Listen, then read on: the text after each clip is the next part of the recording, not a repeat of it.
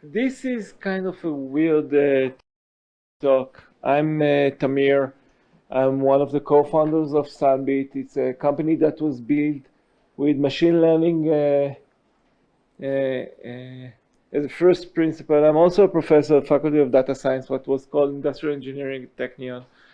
And basically, when I learned that I'm giving a talk at FraudCON, I said, like, I do want it to be around machine learning and AI. So I will present you Sunbit a bit, some insights on Sunbit, and I will talk about machine learning and AI in Sunbit. And there is some fraud that we are dealing with, and I'll try to touch a few points. But being a professor and part of the overall AI ML initiative, I will also discuss high-level attacks on machine learning and talk about deep nets because I'm extremely excited about that.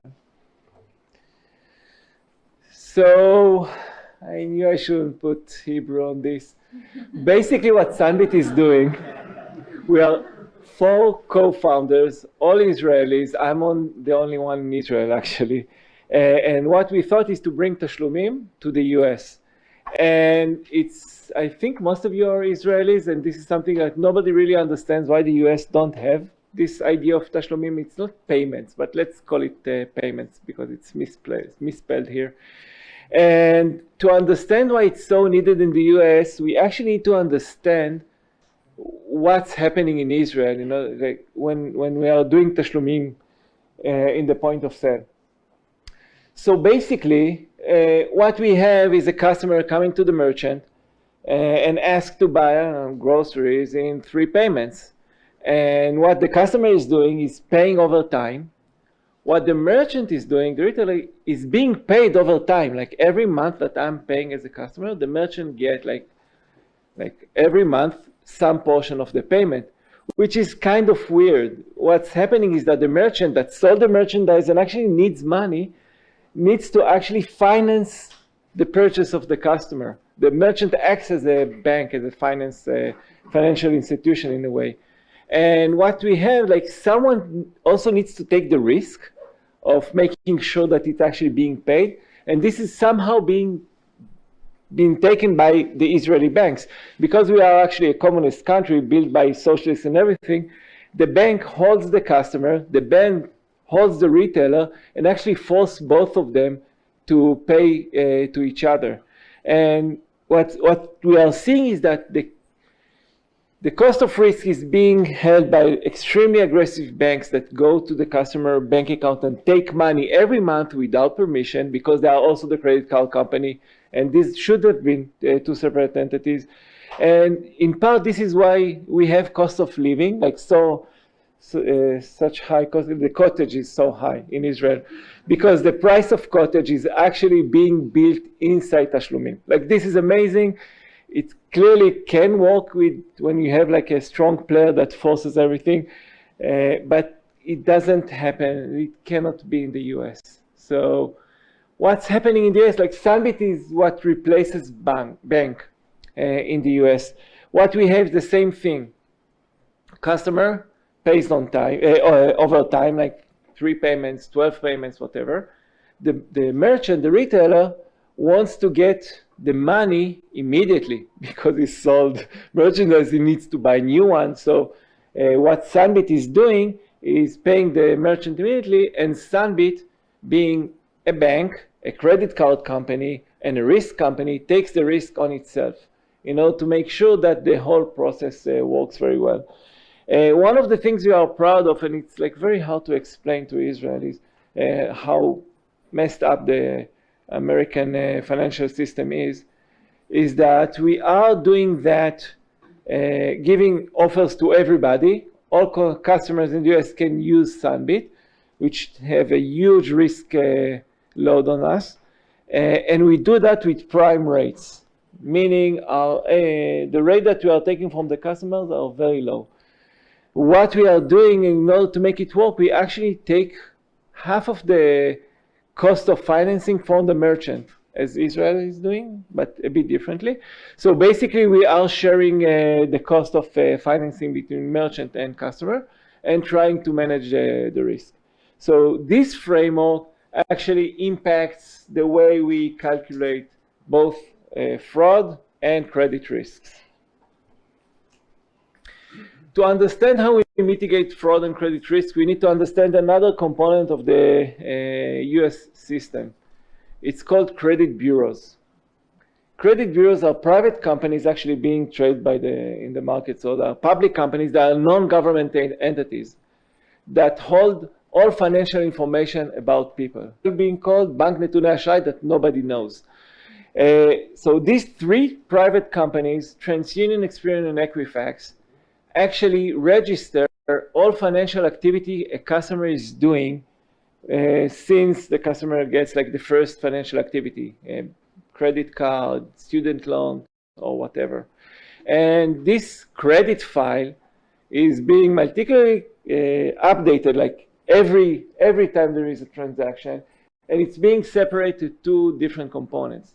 The first component is called the indicative component, where we know all the names of the customer, all the addresses the customer has been since maturity, what's the social security, which is more or less taudat zehut, employments, where the customer worked, in time where the customer works now, a lot of high quality information, identity information about the customer.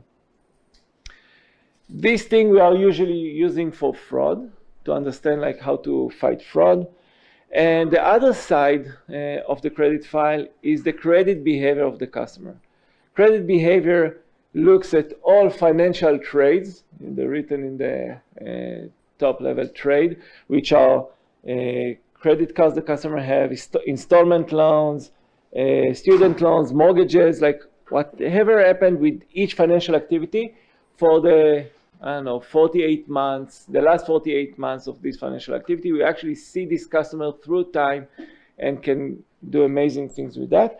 We also see some credit requests by these customers. If they want to apply for a credit card, they want to apply for loan, auto loan, everything, like we see everything. And on top of these two components, we are building models. Okay, so we are using machine learning to mitigate fraud in Sunbit. And it took us some time to understand where the fraud lies, because we actually don't have enough fraud, luckily. And this happens because our customers eventually don't get money.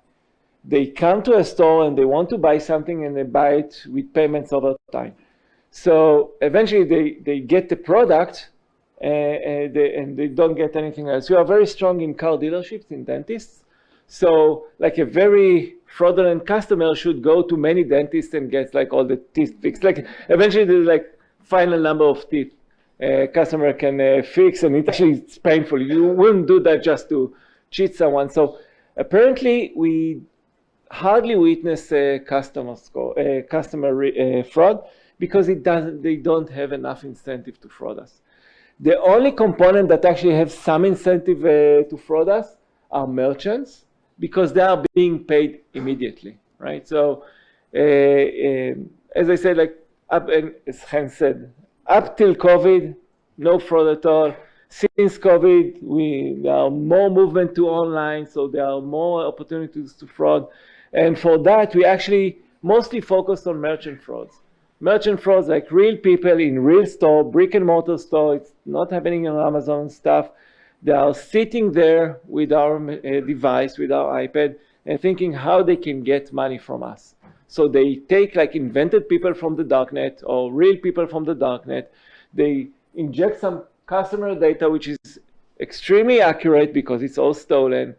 And we are looking at what's happening with the customer they give us, and some KPIs that we have per store, because each store has its own unique properties. We're actually measuring velocities on top of that, like how much money flows, what is the cadence of the money, week of days, when they work, when they don't work. There are daily KPIs, there are community, we are doing many things of that. And we are adding everything to anomaly detectors They are pretty standard. They are tree-based detectors, mostly because we don't have enough data to run like everything that I want to run with the deep nets. So since this is FraudCON, I do want to say a few words about fraud, very similar to what Chen said. We are seeing a new level of sophistication in fraud, specifically synthetic ID frauds, when we are seeing people inventing people through credit bureaus, because it's really need to be understood. Credit bureaus are non-government. Really? Perfect. I'm so happy. I just finished the fraud, and that's it. So credit bureaus are non-government entities. They need to know who are the people that are using all these frauds. So once we have a ask to a credit bureau, they invent identity. This way you can invent many identities synthetically, and then it's very hard to distinguish between these people and invented people. So synthetic fraud, very sophisticated. We were dealing with that. And on top of that, as I said, machine learning, which is something I'm very excited about. We are starting to use generative learning in order to start introducing synthetic people in order to fight this synthetic fraud. So extremely excited that it's actually over.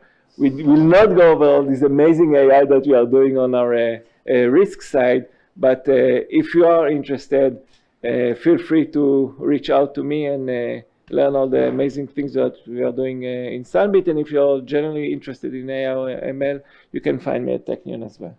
Thank you very much.